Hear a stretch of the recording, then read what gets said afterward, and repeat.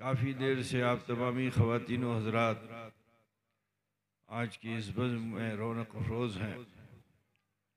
अल्लाह तबारक व तआला आप सब की इस हाज़री को कबूल व मकबूल फरमाए। हर साल की तरह इमसाल भी बाशिंदगान चंदीपुर ने इस महफिल का इनेकाद किया। अल्लाह तबारक व तआला हम तमामी मोमिनीन मोमिनात को शरीयत इस्लामिया का पाबंद बनाए। अल्लाह का खौफ और रसूल पाक सल्लल्लाहु अलैहि वसल्लम की मोहब्बत हम सब के दिलों में डाल दे। अच्छा सच्चा मुसलमान बनाए। अजीज़ों, बात को ज़्यादा बढ़ाना नहीं है, वक्त भी काफ़ी हो चुका है। एक मरतबा आपसे परामर्श भी लेना पड़ेगा कि वक्तव्य कुछ किया जाए। আপনারা কিছু শুনবেন কি বাড়ি যাবেন কি করবেন? কত মানুষ শুনবেন না হাত তুলে বলো। হ্যাঁ,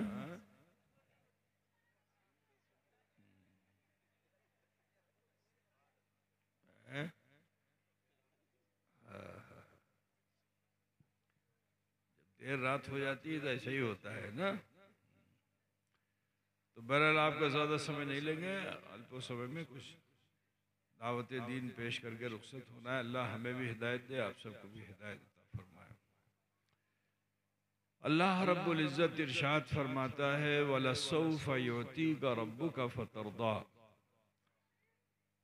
अनकरीब ए महबूब आपका रब आपको ऐसी ऐसी नेमतें अता फरमाएगा कि आप राजी हो जाएंगे।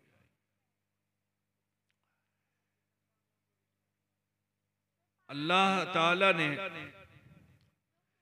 अपने हबीब सैयद आलम नूर मुजस्सम जनाब मोहम्मद रसूलुल्लाह सल्लल्लाहु ताला अलैहि व आलिहि वसल्लम को अपनी मशीयत ख़ास से पैदा फरमाया और फिर जब तक चाहा अपने कुर्बे ख़ास में रखा। फिर अल्लाह ताला ने कायनात की तख्लीक फरमाई, वो भी सदका है रसूल पाक का। जैसा कि फरमाया गया कि लौला कलमा खलक़तुल अफ़लाक वल अर्दीन, ऐ महबूब अगर आपको पैदा न करता तो ये दोनों जगत न बनाता। फाजिल बरेलवी रहमतुल्लाह अलैह इसीलिए फरमाते हैं, ज़मीन व ज़मा तुम्हारे लिए, मकीनो मकां तुम्हारे लिए, चुनीनो चुना तुम्हारे लिए, बने दो जहां तुम्हारे लिए। तो अल्लाह ने जो कुछ भी पैदा किया है ये सब सदका है मेरे रसूल का। और फिर ये उसका करम है कि उस रब्बुल आलमीन ने अपने महबूब अहमद मुख्तार सैयद आलम सल्लल्लाहु अलैहि वसल्लम को इस खाकदाने गीती पे जलवा फगन फरमाया तमाम नबियों के आखिर में। खत्म नबूवत आप पर हो गई। खुद नबी फरमाते हैं कि अल्लाह नबी अबादी, मेरे बाद अब कोई नबी आने वाला नहीं है। रसूल कायनात सल्लल्लाहु अलैहि वसल्लम जब इस दुनिया में तशरीफ लाए तो आपने सबसे पहला अमल जो किया वो ये कि आप सजदे में चले गए और सजदे में जाने के बाद अल्लाह की तस्बीह बयान नहीं की, सुभाना रब्बियल आला नहीं पढ़ा। पढ़ा क्या आपने? रब्बे हबली उम्मती, अल्लाह मेरी उम्मत को मेरे लिए हिबा फरमा दे।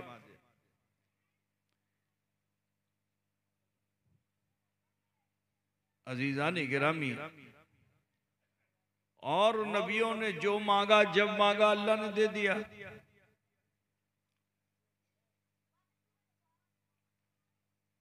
लेकिन खातिमुल अंबिया अहमद मुश्तबा मोहम्मद मुस्तफ़ा सल्लल्लाहु अलैहि वसल्लम माँ के शिकम से दुनिया में आए, मांगा अल्लाह मेरी उम्मत को मेरे लिए हिबा फरमा दे। क्या वजह है कि ये उम्मत रसूल को अल्लाह हिबा नहीं फरमा रहा है? सारा जमाना दे रहा है मगर ये उम्मत, नातवा उम्मत इसे नहीं दे रहा है। तो उसकी वजह है, उसकी वजह यह है क्योंकि अल्लाह तबारक व तआला इरशाद फरमाता है कि वो वाक़ीमुल वज़न बिल क़िस्त, रोज़े महशर हम मीज़ान कायम करेंगे, अल्लाह की अदालत में हम और आप पहुंचेंगे और अल्लाह ताला हमसे दुनिया में जो रब ने भेजा है जिम्मेदारियों के साथ, तो हिसाब किताब हमसे अल्लाह लेगा। वो खुशनसीब बंदे होंगे कि जो अल्लाह के हिसाब में कामयाब हो जाएं, वरना तो हमारा अमल ऐसा नहीं है कि हम अल्लाह के हुजूर सुरखरुई हासिल कर सके। अजीजान गिरामी, रसूल कायनात उसी उम्मत को हिबा होने की अर्जी लगा रहे हैं और मेरे मुस्तफ़ा को अल्लाह ताला ने कैसे कैसे इनामात व करामात से नवाजा। यहां तक के रसूल कायनात सल्लल्लाहु अलैहि वसल्लम को लामका की सैर करा दी। मूसा अलैहिस्सलाम मांगे तो एक अरसे के बाद मिले भी तो तूर पहाड़ के एक गाछ पे अल्लाह के नूर की तजल्ली थोड़ी सी पा जाएं तो बेहोश हो जाएं। लेकिन अल्लाह तबारक व तआला अपने हबीब को मस्जिद हराम से ले जाके मस्जिद अक्सा ही नहीं लामका तक ले गया और अपना कुर्ब ऐसा अता फरमाया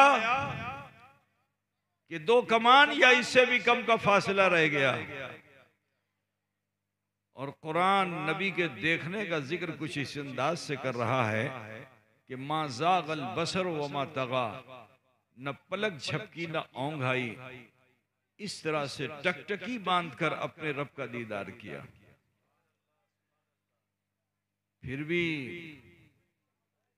मांग में कमी नहीं, तो अल्लाह ताला ने हुजूर सल्लल्लाहु अलैहि वसल्लम से उस वक्त फरमाया, हल्लका हाजती, तुम्हें मुझसे कुछ हाजत है, किछु दरकार? तो वो नबी जो माँ की कोख में मांग रहे थे, वो नबी जो पैदा होते मांग रहे थे, वो नबी जो काबे की दीवार के साए में मांग रहे थे, वो नबी जो सफा और मरवा पे मांग रहे थे, चाहे जमजम पे मांग रहे थे कि मेरी उम्मत मुझे दे दे। लेकिन जब कुर्बे हक मिला तो अल्लाह फरमाता है हल लका हाजती, तो मेरे रसूल फरमाते हैं अपने रब की बारगाह में, नहीं कि अल्लाह हमारी उम्मत हमें दे दे। अब जैसे देखो तुम लोग तो अखी बाबा के दरबार में रहते हो,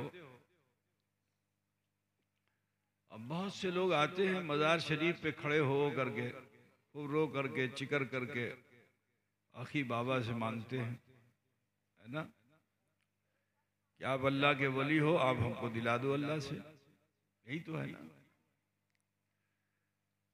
ये कमाल की बात नहीं है। जब तक अल्लाह के वली के दरबार में पहुंचो नहीं, खूब मांगो, लेकिन जब पहुंच जाओ तो मांगना बंद कर दो, फिर उसकी मर्जी पे छोड़ दो। क्योंकि तुम अपनी मर्जी का मांगोगे तो उसके चरणों की धूला होगी, लेकिन वो अपनी मर्जी का दे देगा तो वो अगरचे उसके चरणों की धूला होगी, लेकिन वो तुम्हारे लिए सूर्य और मुतन हो गए सूर। तो इसलिए वहां अपनी मर्जी नहीं, जिससे मांगना है उसकी मर्जी पे छोड़ दो, तो बहुत मिलेगा। ये सबक सीखना है तो रसूल पाक से सीखो। जब अल्लाह के रसूल ने फरमाया किछु दरकार आछे तो मेरे नबी को कह देना चाहिए, अल्लाह एकटा अमर तमन्ना जेटा अमर उम्मत आछे, अमर जन्नो हेबा करी दो। ये कह देते हैं, लेकिन नबी ने कहा नहीं। नबी ने क्या कहा? वमा अबदना का हक्का इबादती का, वमा अरफना का हक्का मारिफती का। अल्लाह, जैसा मुझे तेरी बंदगी करनी चाहिए थी अमी करते पारलम ना, जैसा मुझे तुझको देखना चाहिए था अमी देखते पारलम ना। कुछ समझ में बात आई? जिद और अना और मैं और सीना तान करके नहीं, झुक के रहोगे तो अल्लाह बुलंद करेगा। तो जब मेरे नबी ने अपनी आजिज़ी इनकिसारी को पेश किया तो अल्लाह तबारक व तआला ने वो तोहफा दे दिया नबी को, जिसे अल्लाह ने किसी किसी को दिया, किसी किसी नबी को दिया, गैर नबी को तो दिया ही नहीं, किसी किसी नबी को दिया। और वो भी किसी को एक, किसी को दो, इससे ज्यादा किसी को नहीं दिया। मगर अल्लाह ऐसा मुस्तफ़ा पे मेहरबान हुआ कि अल्लाह तबारक व तआला ने एक दो नहीं 50 तोहफे दे दिए और फरमाया कि ए हबीब, ये आपके लिए भी है और आपकी उम्मत के लिए भी है, जो इसे कबूल कर लेंगे वो आपके लिए हिबा कर दिए जाएंगे। बताओ वो 50 तोहफा क्या है? बोलते परवेन क्या है?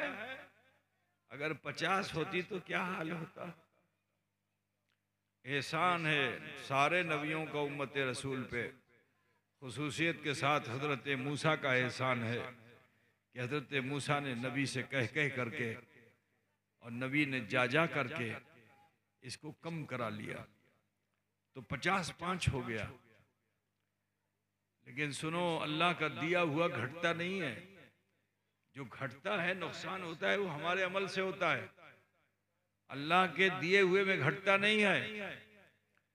तो ये 50 नमाज को अल्लाह ने समेट के 5 में कर दिया। लेकिन जब बंदे मोमिन ये 5 नमाज पढ़ लेता है तो अल्लाह ताला उसको 50 नमाजों का सवाब अता फरमा देता है। मेरे अजीज, अल्लाह के रसूल जब तक मक्के में रहे मांगते रहे, मेरी उम्मत को मेरे लिए हिबा कर दे। मदीने चले गए, वहां भी तलब कर रहे हैं कि मेरी उम्मत को मेरे लिए हिबा कर दे। और जानते हो, आज भी कब्र अनवर में यही दुआ कर रहे हैं।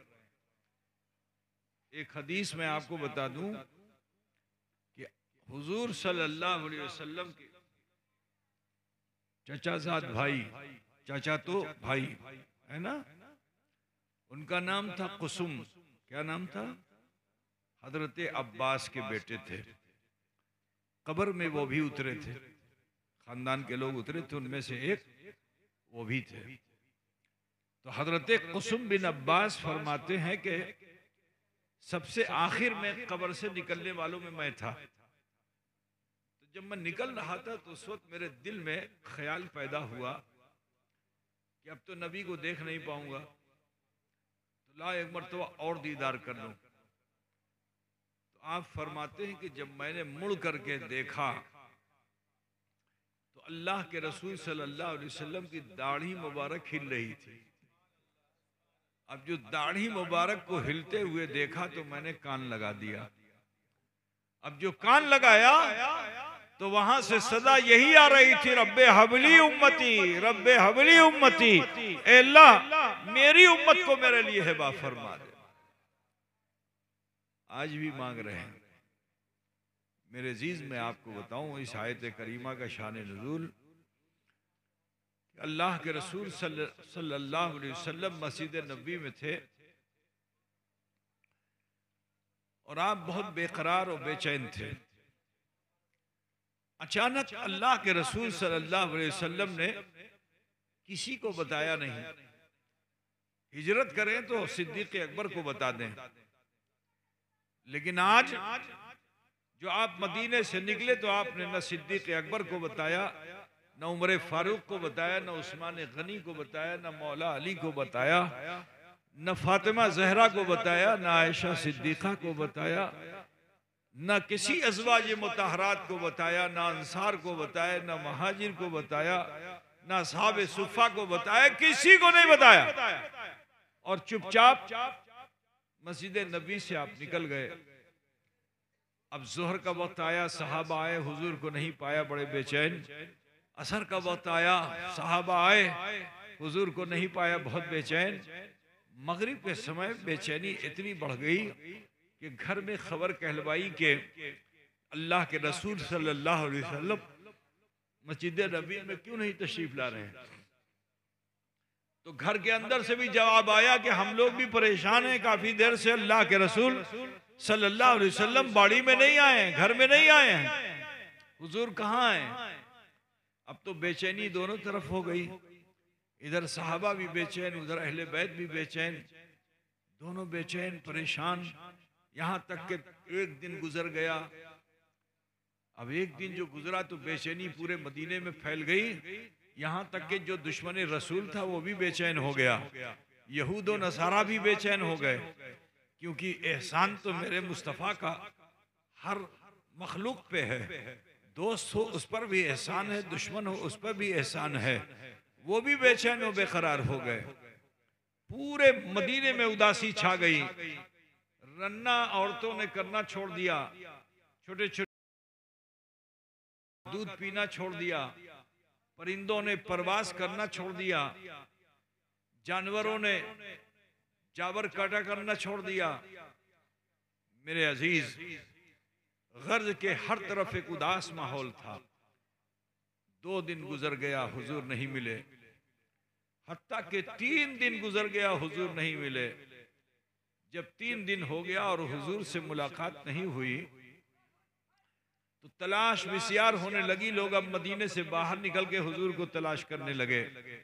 यहां तक कि हजरत सिद्दीक अकबर, उमर फारूक, मौला अली, सलमान फारसी, तलहा, जुबैर रिदवानुल्लाह ताला अलैहिम अजमईन, एक जमात वो मदीने से निकल के बाहर तलाश करने जो निकली तो देखा कि एक चरागाह में एक किसान, रखाल जिसको आप लोग बोलते हो, जो गाय बकरी चराता है, क्या बोलते हो उसको, तो वो रखाल भेड़ बकरियां लेकर के एक मैदान में खड़ा था।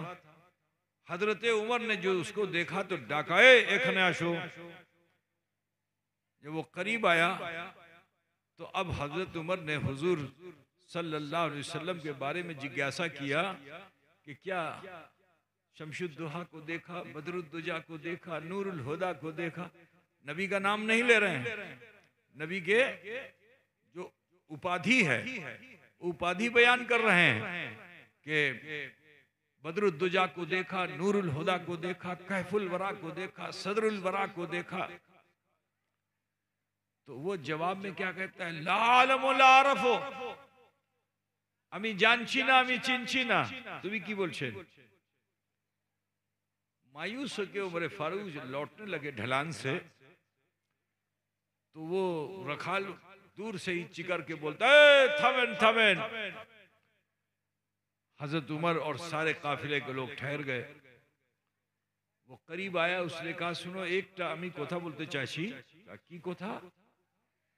कहा हम 3 दिन से हम यहाँ आते हैं अपने इन जानवरों को लेकर, ऊंट को, भेड़ को, बकरियों को, लेकिन वो कुछ खावा दावा नहीं करते, घास चरते नहीं हैं, जुगाली नहीं करते हैं। और जब कभी पहाड़ से किसी मानुष के रोने की आवाज आती है तो हमारे ये जानवर भी कांपते हैं, हमारे जानवर भी कांपते हैं। तो हजरत सिद्दीक अकबर खुश हो गए। का हो ना हो पहाड़ पर अहमद मुख्तार जनाब मोहम्मद रसूलुल्लाह सल्लल्लाहु अलैहि वसल्लम ही होंगे। आपने सारे साथियों से फरमाया तुम लोग यहाँ रुको, थामो, हम जाएंगे और अति शीघ्र हुजूर को मना के ले आएंगे। बड़ा नाज था हजरत सिद्दीक अकबर को मुस्तफ़ा जाने रहमत पे। आप तेजी से चढ़ते हुए पहाड़ पे गए। गुफा में देखा कि अल्लाह के रसूल सजदे में हैं। आपने सलाम किया, अस्सलामु अलैका या रसूल अल्लाह।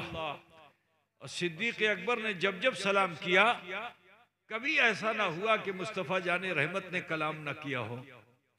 लेकिन आज सलाम किया, नबी ने सजदे से सर नहीं उठाया,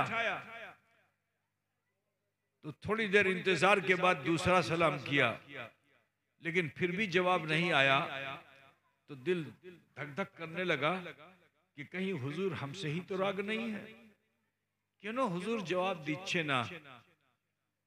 हत्ता के हिम्मत करके तीसरा सलाम भी कर दिया। अब जो तीसरा सलाम किया और जवाब नहीं आया, तो सिद्दीक अकबर को यकीन हो गया कि लगता है हुजूर मुझसे राग होकर यहां आ गए हैं। अमी किचु खोती कोल्लम, तो आपकी आंख से आंसू बहने लगा और मायूस होकर आप पहाड़ से नीचे उतरे।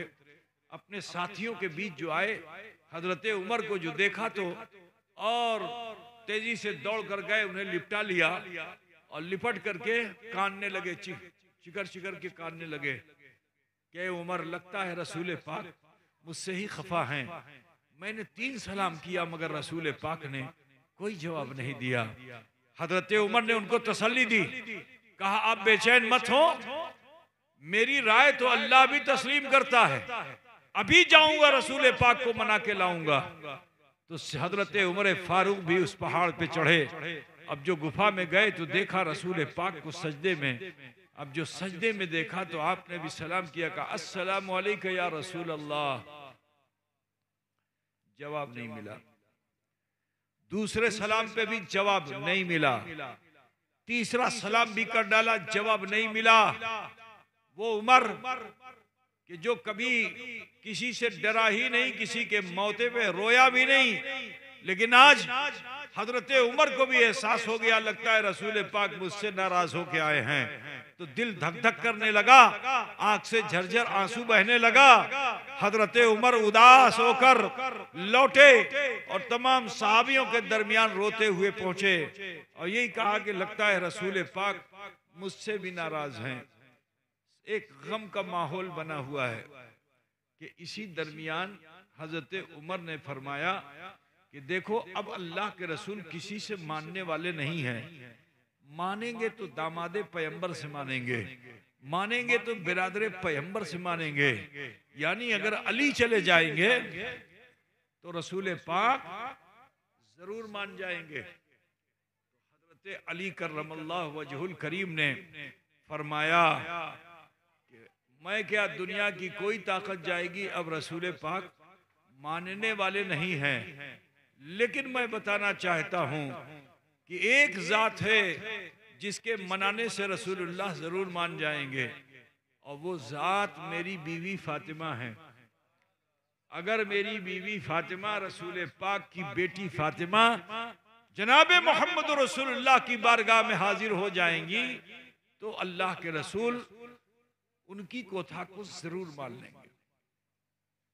अब मामला ये था कि सैयदा फातिमा तो पर्दे में रहने वाली, किसी ने उनके नाखून तक को नहीं देखा।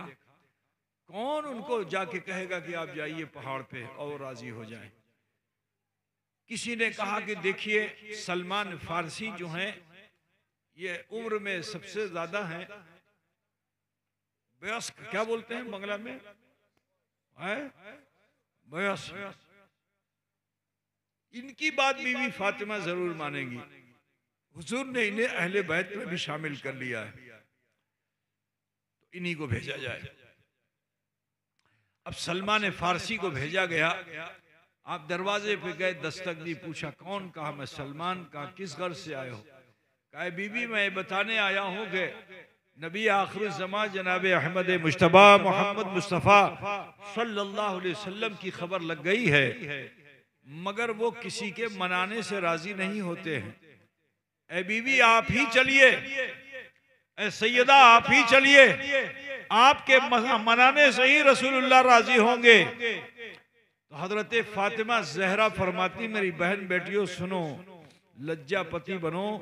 हजरत फातिमा जहरा फरमाती हैं कि इस 3 दिन में मेरी हालत ये थी, बाबा से कभी रुखसत नहीं हुई थी, अल्लाह के रसूल कभी मेरी निगाहों से दूर नहीं हुए थे, लेकिन इस 3 दिन में मेरी हालत ये थी कि मैं 70 मरतबा दरवाजे पे आती थी कि कोई आके मेरे बाबा की खबर दे दे। अब जो ये खबर मिली तो मेरी मोहब्बत ने जोश मारा कि मैं दरवाजे को खोलूं और दौड़कर रसूलुल्लाह की बारगाह में चली जाऊं और उन्हें मना लूं। लेकिन उस वक्त मुझे नबी की दी हुई शरीयत का ख्याल आया। अल्लाह उसके रसूल ने दी हुई क्या दी थी शरीयत? पर्दे का हुक्म था, हिजाब, पर्दा। तो आप फरमाती हैं कि मैं कोठरी में गई और जाने के बाद एक मोटी चादर से अपने पूरे बदन को ढक लिया, पर्दा कर लिया और पर्दे के साथ में पहाड़ पर गई। जो पहुंची तो देखा कि रसूल पाक सजदे में है। मैंने भी सलाम किया। जैसे ही सलाम किया रसूल पाक ने अपना सर सजदे से उठा लिया। मैंने अर्ज किया, ए बाबा जान, आप क्या गए मदीने से कि मदीने में तो खिजा आ गई, हर तरफ पतझड़ का माहौल हो गया है, धूला उड़ रहा है मदीने में। अल्लाह के रसूल आप क्या गए? इंसान तो इंसान है, जानवरों के बच्चों ने भी कुछ खाना पीना छोड़ दिया है। अल्लाह के रसूल चलिए ताकि मदीने में फिर से बहार आ जाए। तो मेरे रसूल कानते हुए इरशाद फरमाते हैं, ऐ बेटी कैसे चला जाऊं? मैं तो ये अहद करके आया हूं कि जब तक अल्लाह मेरी उम्मत को मेरे लिए हिबा नहीं कर देगा, अमी जाबोना, अमी जाबोना, अमी जाबोना। और ये फरमा कर रसूल पाक सजदे में चले गए। अब जो सजदे में गए तो नबी की लुंगी मुबारक, तहबंद मुबारक थोड़ा सा उठ गया तो आपकी पैर की पिंडली झलकने लगी। जो पैर की पिंडली पे सैयदा फातिमा की नजर पड़ी तो वहां से रक्त तो प्रवाहित था। उस खून को देखकर हजरत फातिमा इतना बेचैन हुई, इतना बेकरार हुई कि अल्लाह की बारगाह में अपने दोनों हाथों को उठाया और परवरदिगार से अर्ज किया, ए रब्बे कायनात, ए इलाहुल आलमीन, ए रब्बे कायनात, मेरे बाबा के हक में राजी हो जा। अगर तुझे फिदिया चाहिए तो मेरे दो नन्हे बेटे हैं, मैं उन्हें तेरी बारगाह में कुर्बान करती हूँ। इसे कबूल फरमा ले हसन और हुसैन को और मुस्तफा के हक में राजी हो जा। अभी सैयदा फातिमा ने ये दुआ की ही थी कि अल्लाह राजी हो गया और अल्लाह तबारक व तआला ने हजरत जिब्रील के जरिए ये आयत नबी पे नाजिल फरमाई कि वला सौफा योती का रब का फतरदा, अन करीब है महबूब आपका रब आपको ऐसी ऐसी नेमतें अता फरमाएगा कि आप राजी हो जाएंगे। ए मुसलमानों, मैं आप सबसे कहना ये चाहता हूँ कि कल रोज़े महशर रसूल कायनात सल्लल्लाहु अलैहि वसल्लम अपनी गुनहगार उम्मत के लिए बेचैन व बेकरार होंगे, मगर मेरे नबी ने फरमाया कि महशर में जाने के लिए जो रास्ता है वो बहुत बारीक है, वो बहुत बारीक है, तलवार की धार से ज्यादा तेज है और बाल से भी ज्यादा बारीक है, और उस पर से मेरी उम्मत गुजरेगी।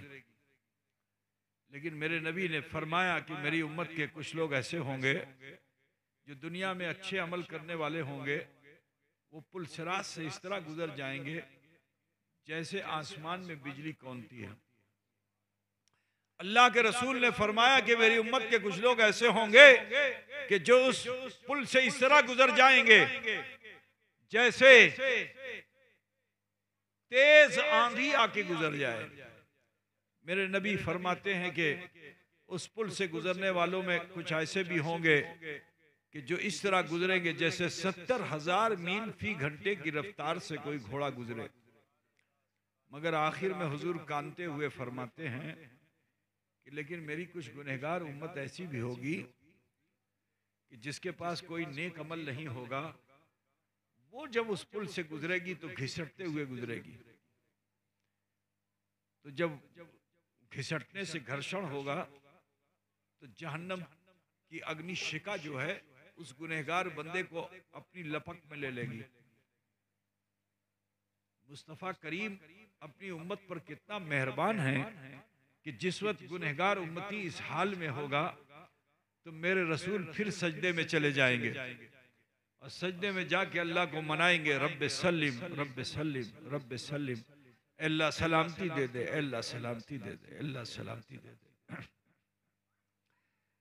तो अल्लाह ताला मेहरबान होगा, इरशाद बारी ताला होगा, इरफा रासुका या मोहम्मद, ऐ मोहम्मद सल्लल्लाहु अलैहि वसल्लम अपने सर को उठाओ, इश्फा तो शफ़ा, जिसकी आप शफात फरमा देंगे उसे बख्श दिया जाएगा।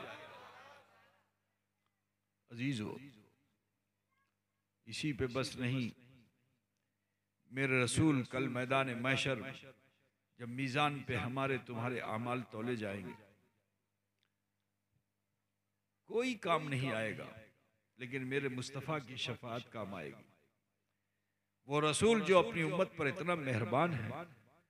मैं आगे भी बता दूं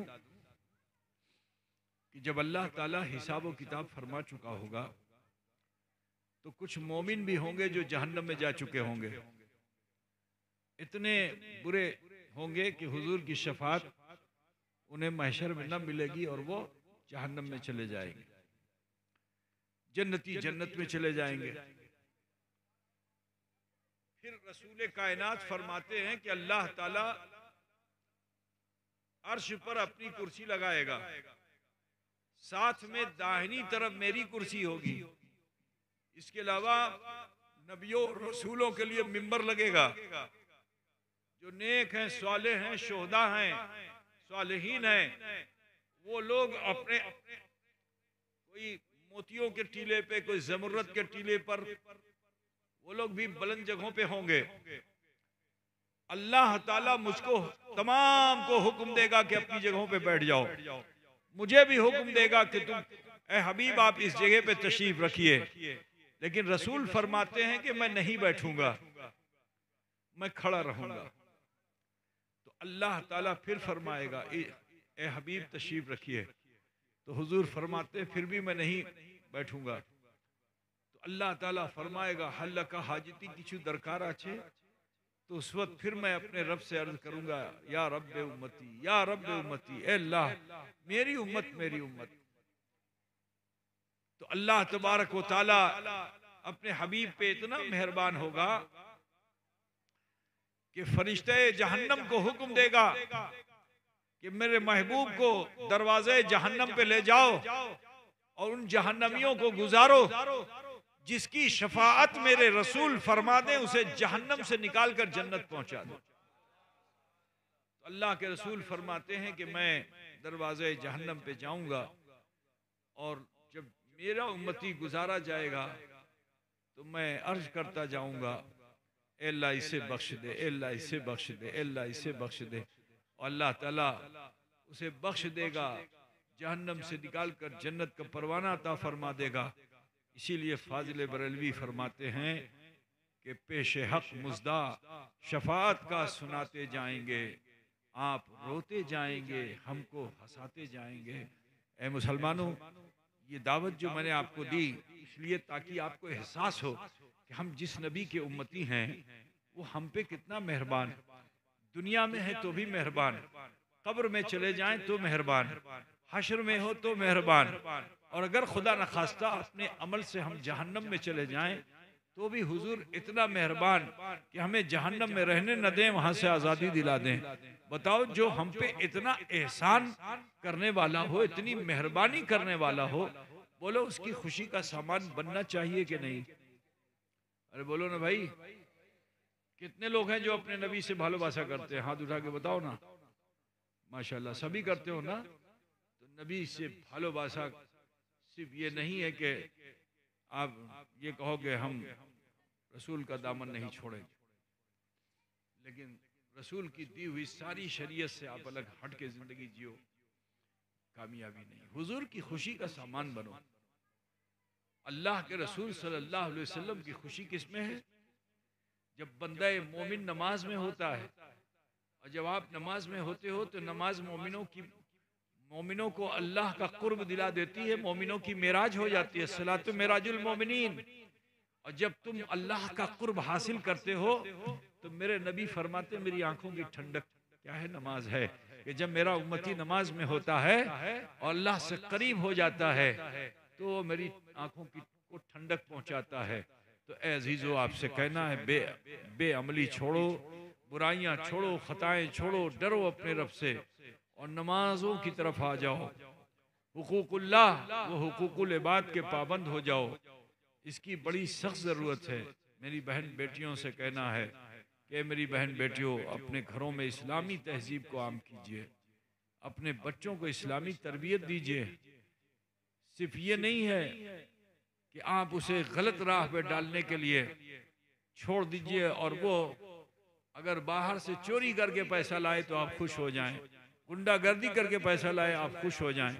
नहीं, अपने बच्चों को अच्छी तरबियत दीजिए ताकि वो गयूर मुसलमान बने, इज्जतदार मुसलमान बने।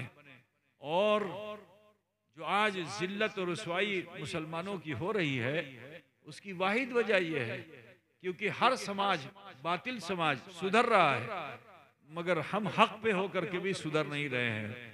हम गलतियों पे गलतियां करते चले जा रहे हैं, बुराइयों पे बुराइयां करते चले जा रहे हैं, खताओं पे खताएं करते चले जा रहे हैं। अल्लाह का एहसान है कि अल्लाह ताला ने निस्बत रसूल की बुनियाद पे हमें तुम्हें बाकी रखा है, वरना हमारा अमल तो ये है कि ज़मीन धंस जाती, फट जाती, हम धंस जाते, आंधियां आती, हमें आंधियां उड़ा ले जाती, पहाड़ आपस में मिलते, हमारा वजूद ख़त्म हो जाता। लेकिन एहसान है जनाब मोहम्मद रसूलुल्लाह सल्लल्लाहु अलैहि वसल्लम का कि हम उनके उम्मती, इसलिए अल्लाह ताला हम पे अज़ाब आम तो नाजिल नहीं कर रहा है। लेकिन आप देख रहे हो कि जगह जगह अल्लाह अपनी निशानियां दिखा रहा है। अभी तुम्हारे मुल्क का पड़ोसी, उसको क्या बोलते हैं, बर्मा, म्यांमार, म्यांमार का ज़लज़ला देखा तुम लोगों ने? भूमिकंपों वहां का देखा? बोलो।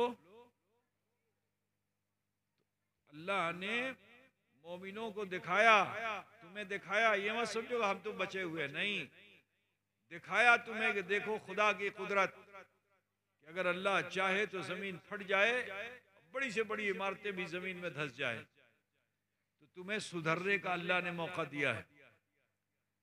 तो इससे पहले के खुदा न खास्ता अल्लाह के किसी अजाब में हम मुब्तला हों, हमें चाहिए कि हम अपने गुनाह खता की माफ़ी मांग लें, अल्लाह की बारगाह में तौबा कर लें। वो बड़ा गफ्फार गफूर है। बुरे से बुरा इंसान जब उसकी तरफ लौटता है तो अल्लाह ताला उस पर कहर गज़ब नाजिल नहीं फरमाता, बल्कि उसकी रहमत उसे अपने घेरे में ले लेती है। तो ए मुसलमानों, आप सबसे कहना है, जो कुछ भी खताएं गलतियां की हैं, अल्लाह की बारगाह में सच्चे दिल से माफ़ी मांगो और आज से तय कर लो कि अब हम अच्छे और सच्चे मुसलमान बनेंगे इंशाअल्लाह ताला। फिर इस दुनिया में भी अल्लाह आपको इज्जत देगा, कल मैदान महशर में भी अल्लाह आपको इज्जत अता फरमाएगा। अगर आप चाहते हैं कि रहमान की रहमत के घेरे में आ जाएं और हमारे गुनाह व खता की जो स्याही हमारे कल्ब पे लगी हुई है वो साफ हो जाए, तो दो जानू बैठ जाइए, जैसे नमाज में बैठते हैं। माँ बहन बेटियां भी बैठ जाएं, आप सब भी बैठ जाइए और अपने हाथों को नाभि पे बांध लीजिए। माँ बहन बेटियां सीने पे हाथ रख लें और ध्यान दीजिए, सोचिए पेट से पैदा होने वाला बच्चा होता है। ज़रूरी है कि अपनी आने वाली ज़िंदगी को बेहतर बनाइए, गलत कामों से अपने आप को बचाइए, नेक अमल कीजिए। इंशाअल्लाह ताला आपकी ये दुनिया भी अच्छी होगी, आखिरत भी बेहतर होगी। आखिर में चलते चलते हम आप सबका धन्यवाद जनाना चाहते हैं, ख़ास तौर से हमारी बहन बेटियों का, कि जिन्होंने मखदूम अशब मिशन के उन्नति में हिस्सा लेने के लिए मिशन के बैंक को अपने घर में रखा और जब उनसे जो बन पड़ा सदक़ात खैरात वो उन्होंने उसे जमा किया। आज जिम्मेदारों ने बताया कि आपकी बस्ती की वसूली हुई और आप लोगों ने इसमें बहुत ही खुलूस और मोहब्बत से हिस्सा लिया। मैं दिल की गहराइयों से आप सब के लिए दुआ कहता हूँ कि अल्लाह तबारक व तआला आप सबको तमाम तर आफत व बला से महफूज रखे और आपकी दुनिया भी अच्छी बना दे, आखिरत भी बेहतर फरमा दे। हम आपसे पूछना चाहते हैं कि मखदूम अशब मिशन जो काम कर रहा है उससे आप लोगों को दुख है, उसको बंद कर दें। आप बोलोगे तो अगर जमात बोल देंगे ना बंद कर दें, मैं बंद कर देव। आप ना बोले की करते होबे, चालू रखना होगा कि बंद करना होगा? तो बस दुआ करते रहो, है ना, दुआ करते रहो कि अल्लाह ताला खुलूस के साथ दीन की खिदमत कि हमें आप सबको तौफीक अता फरमाए। आप जानते हैं कि मखदूम अशब मिशन ये वाहिद इदारा है कि जिस मदरसे में कोई एजेंट नहीं है, क्योंकि एजेंट अगर हम डालते हैं तो आप अगर 100 देते तो वो 50 होता, 50% एजेंट खा जाता है, 50% पहुंचता, तो जितना काम अभी तक हुआ वो हो पाता नहीं हो पाता। तो इसलिए हमने एजेंट नहीं रखा और आपके दिए हुए पूरे के पूरे दान से आज काम हो रहा है अल्हम्दुलिल्लाह। अगर हमारी ये बात आपको अच्छी और सच्ची लगती है तो इस पर कायम रहिए, और वरना आप ज़कात, फितरा, उशुर जो कुछ भी देते हैं, अगर किसी कमीशन एजेंट के हाथ आपने दे दिया और आपको मालूम है कि इसका 50% ये खा जाएगा, तो इतना सुन लो कि फिर आपकी ज़कात अदा करके भी अदा नहीं हुई। बात समझ गए ना? अगर अब ये मालूम है कि 50% ये खा जाएगा तो ज़कात को अदा करके भी अदा नहीं हुई ज़कात। आज आम तौर से यही सब हो रहा है। बहरहाल हाँ, जिम्मेदार किसी को अपॉइंट अगर करेगा तो उसका वो हक